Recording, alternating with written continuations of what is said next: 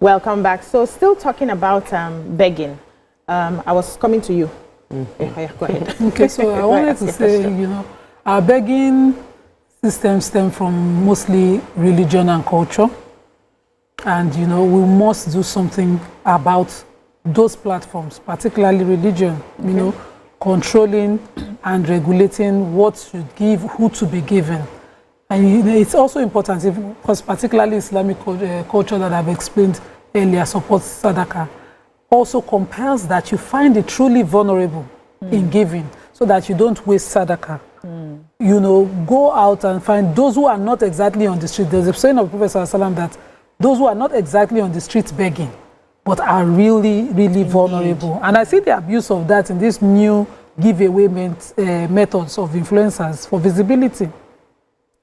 It takes away shame and morality. That these are our self-regulators that will control us. No moderation, nothing. People will post their children. Somebody used to snap her son with cerebral palsy to me and put it online so that everybody cues there. And it's a form of business. And she's not stopped. Not even when there's a fully, structured system to take care of the boy. It's a game for the family, profitable for the family. And so they would continue to do that because social media has come now and made it even worse. Giving people platform, you attack celebrities, you go to them, you send them DMs, you send them the most vulnerable part of family. Yeah. You create the vulnerable part. If you go on Twitter, you see people posting their account numbers daily. Somebody will come and I have 100 million to give out. People will post their account details. People will come out and, no shame, no moderation again to control, because that's the only regulator we have personally. Since it's not a crime, and is it your account? Is it your begging? Is it all of those slangs are the things that you hear? Unlike when we were growing up, before you open up to somebody about your vulnerability, you go think twice. If you're truly in need, as well on this table, it will be the last thing that I would even tell anyone here that I was in need. So there's no control again. And so that new culture is what we must now find a way to regulate. We know it is a visibility strategy for influencers, but can government start from there? Because it's worse than what we see on the streets. It means that somebody can get paid, and whether or not the person they are on that page, the following, they can be harmful, they can be tools, they can and all of those things. It also happens the same way we see on the road. Nima, as you're saying this, Nima is saying this, what she said, nurses. They've seen abuse by maids. Maids taking care of children, using picture of the child that is under, like a child that is special needs, to beg online. Like not one, not two. That's the maid takes pictures of the child and post online for begging. This part of social media, we need to work on it. Yeah, let me take a call and I'll come to you, Miriam. We have Ola from Kaduna. Good morning, Ola. Good morning. Good morning.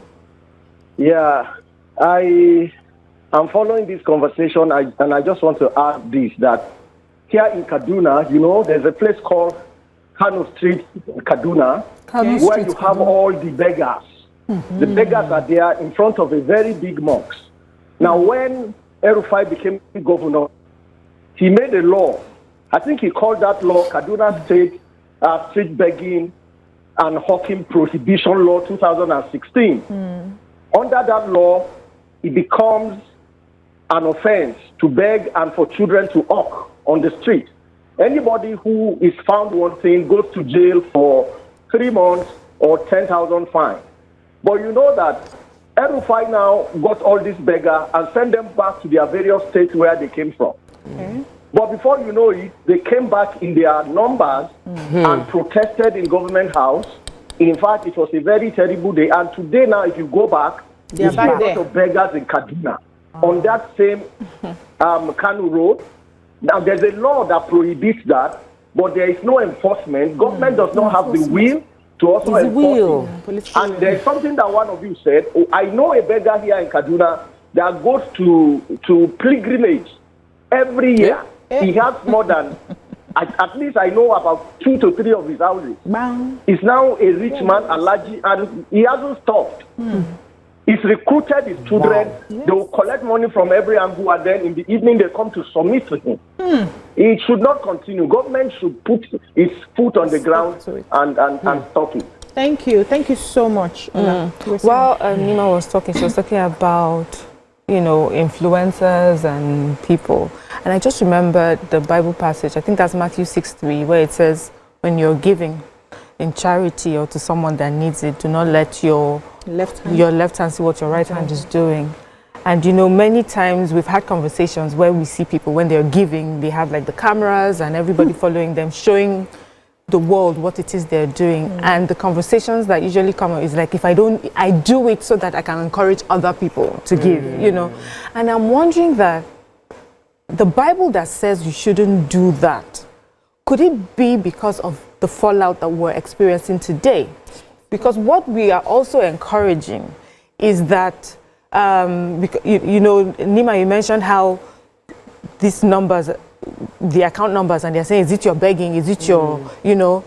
So they now make you, the giver, even feel ashamed if you are unable to give enough or give as much as this person who gave last week. So the giving that we're really giving is not really about God. It's not really about charity. It's not really about, you know, from the goodness of our heart. It's to show off to each other what it is that we're doing. And what is the fruit of showing off? What is the fruit, which is part of materialism? What is the fruit of showing off? You are enabling people who have now made it a business and a system and a culture to milk you of your charity. So I know that we're going to call out beggars, we're going to call out government, but we need to also look inward to ourselves and see the part that we play. So when we give and give in such a way that the world is looking, that the world can hail us, even the Bible says that is your reward. That they are hailing you and they're saying you are the big madam or the big oga, you have gotten your reward. You're not really doing it for God. And because we're doing it that way, I'm not calling out, like I'm calling us all out, you know. If you're doing it that way, then the fallout of having all these things, you should bear it. So if we're looking to see a change in culture, how do we change ourselves? Maybe when we give next time, we'll hide it as God has said, and then we know that we're doing it only for God to give us, you know, His blessings, and not for the world to hail us. We have a caller, Tunde from Redemption Camp. Tunde, are you there?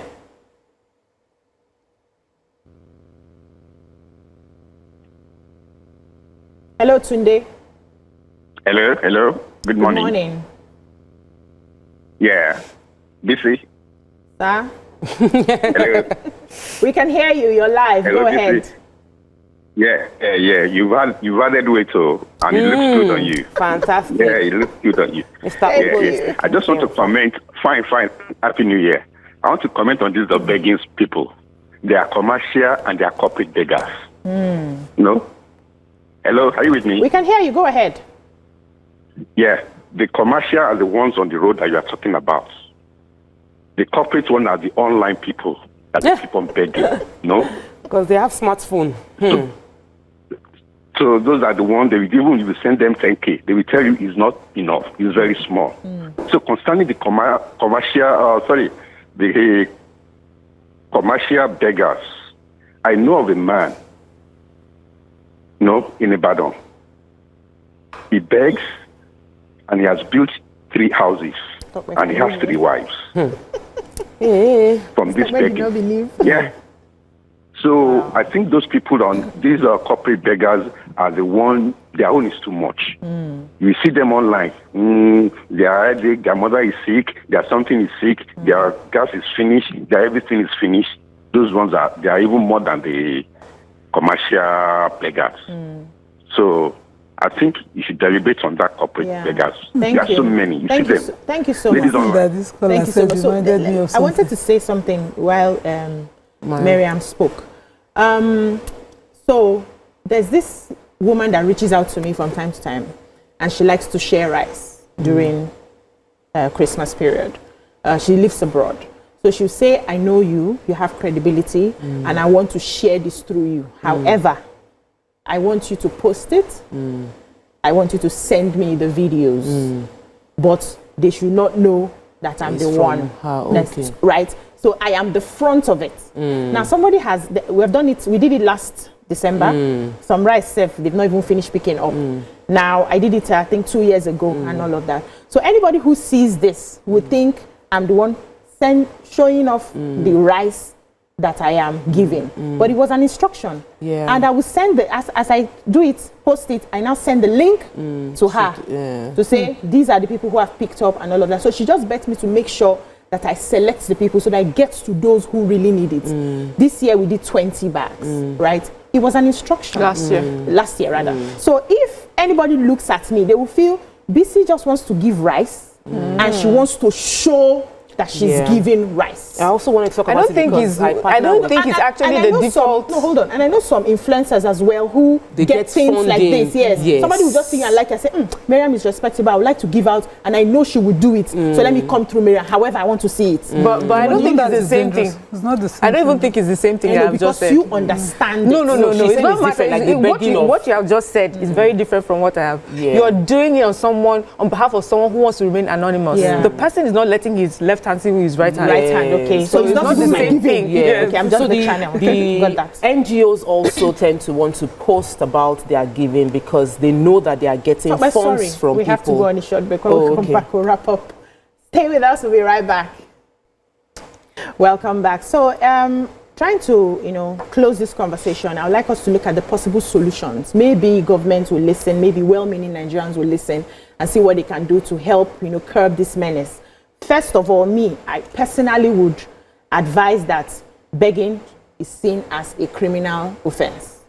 So everybody who is begging on the streets should be arrested, should be flogged. The people that are giving on the streets should be arrested and should be flogged. You know why I'm saying this? When they are arrested, we'll now sift out, okay, those who are really in need, the vulnerable ones, maybe the ones with disabilities and all of that, and we find a place to keep them. That also means that governments, local governments, state governments should begin to create, even well-meaning Nigerians can partner. Many people are looking for where to put their money. They are always looking for where to give. Once they mention something, they are doing one reality TV and all of that, Nigerians that claim they don't have money, they will have money to support all of this. And I'm just saying, for the streets, I'm giving my own personal advice. So we can now build shelters. We can now have rehabilitation homes because begging is a mindset. You cannot just take somebody out of what has been feeding them for a very long time and think that they will change. You have to reintegrate and rehabilitate their mind as well as take them off the street. So I would think that the local government, the state government will look into how do we sanitize our people. When we take them off there, where do we keep them? How do we make sure we reintegrate them back into the society? That's my own solution. So begging is actually criminal in a few countries. It's criminal. Many European countries is criminal. Austria, Belgium, France, Germany, Italy, Poland, Spain, but it's particularly very criminal in UAE. Both the giver and the collector, like you that you are giving a beggar outside and the beggar outside, both of you will be fined, will be arrested by the law, and the police actively monitors the begging. So I know that it is possible to criminalize begging and punish it, but that is in a system that has strong social welfare system, where you know where you can go and get your meal every day, where you can have a place to lay your head if you do not have accommodation. So I think it has to work hand in hand. In preferring solution for this, one of the things I feel the government can clamp down on in structured way is to create places where you can beg. This is the only place you can beg, so that we know that if we want to offer support to people, this is where we will take it to. Take them off the streets. You still want them to beg? They will still beg. Nigeria, we cannot feed everybody. There's economic hardship. People will beg. The Nigeria of today, with the economy we have today, there would be begging. We can't until we improve the economy and provide a social welfare net. We cannot stop begging because there are people that need the food that they cannot eat. There are people that I've seen on the street that I felt this person. My mom is a very, very charitable person. She has plenty children, and she adopted a family. These people, I just felt like they're just begging. But the woman lost her husband, thrown out of the house. She was on the streets. So there are people that's the only. She doesn't know where to start from. One, she was depressed. There are many issues like that. So until we're able to provide the support needed in social nets, there'll be beggars. So where would you go to? So this is like, we have like a bus stop in this particular place. So this is where you can stay and beg. Then we provide. This is where we will take food to for people to cook. This is where we will go to. Like that place is. Then can we criminalize children on the streets? I've said this thing several times on the show. I said it last year, 2 years ago. Like, no child should be on the streets begging or hawking. Not in Lagos. Not anywhere in Nigeria. That is a crime. That is under every. If you have a parent, your parents should be begging. Should roll on the floor. Should wash cars and do anything. No child, no underage on the streets. I'll rest. Which I agree with you. I second that. Criminalize children begging. Simple and short. We have a Ministry of Humanitarian Affairs, and I think that a lot of work needs to be done with that ministry. I know when we hear about that ministry, we usually hear about them when it has to do with maybe a disaster happens, we're trying to move, but there is what happens every day in people's daily lives, and we're talking, we need a register. I remember, I think a year ago, that particular ministry was talking about drawing up a register of vulnerable Nigerians, especially because they were talking about some amount of monies that will go to these particular families. So just drawing up a register 1 year is not enough. You have to also follow up on these families. Are they doing better? If they're doing better, they get off the register, you put others on it. These ministries should work hand in hand with the Ministry of Women and Children, Women Affairs and Children. So we're talking shelters. That's so important. People need to find a place where they can lay their heads. We don't have those. We don't have many of those. We need food banks where people can go and get food to eat during the day or at night. We need places where we find children who are just running around. A Nigerian should be able to say, okay, I know this I live in this particular area. This is where we can get help. Many Nigerians, I've had someone call me and say, oh, there's this particular girl who is homeless and needs a shelter right now. Where can I go? I didn't have information to give her. You have to call like 2 or 3 people to say, okay, I know somebody. It should be so commonplace that at least in your own vicinity, where someone can take a vulnerable person, a child or somebody that needs a shelter, even for the night until government or police takes over. So there's a lot of work that we need to do. Now, the second part of it, which is what you talked about, what they're doing in UAE, definitely. We're all enablers. We need to do differently. So there are, I don't know about criminalizing giving because, you think you've seen a vulnerable person, but definitely we need a mindset change when it comes to how we give. If we have a system, institutions where you can go and put money down or give, it's better than just having a group of people just milling around streets and communities and just asking them to come. It's either we're throwing food at them or throwing money at them. That one should be criminalized. Okay, politicians do that one. So we can go. There's this mentality of begging, and people who are used to it, when they grow old, they sort of forget that they are no longer in that category and go back there. I had a friend whose dad, they usually pick him up from the road. They will find him begging, the children will rescue him, take him back, and every time he goes missing, he goes back there. And when he gathers whatever he's begged, because now the children don't want to be part of it, he just takes it and gives to the next person, but it's something he grew up and he was used to from their community back home. So we see a lot of old people who's also lost memory of, suffer dementia, suffer some old age illnesses, who are in wrong places and they just want to eat. This is the business of the local government, not that of the federal, or not even the state. Not at all. To sift out these innocent ones who are lost along the road, who don't know where to be. And it's also the business of local government to enforce the laws against begging, to enforce the laws against exploitation of children through these methods. by seeing them, because they are right in the front of the local government. For instance, if you pass Alakija, you see these children right in front of the local government. Probably the chairman just drove past them and didn't do anything about it. Yeah. So they must enforce, these laws that we have against it. I want to close with the saying of the prophet that give the local government their money. We need to go. Yes. The local government are getting their money. Oh, finally. Okay. They've been getting their money. It's only on here that I know that they say they give their government their money. Okay, please give them their money. The local government must enforce it. I want to close with the saying of the prophet that the giver's hand is always above. It is classical. I've seen it everywhere. Even when that giver is being taken advantage of, it comes round to give. Hand is still above. Their hands are always above. So you think you're wise, you think you're a strategy. Smart.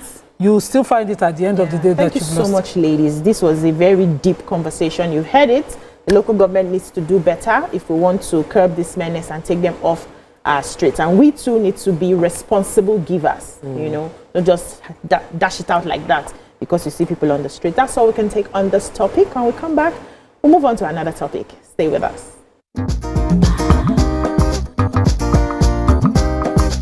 Stay tuned. Your View will be right back.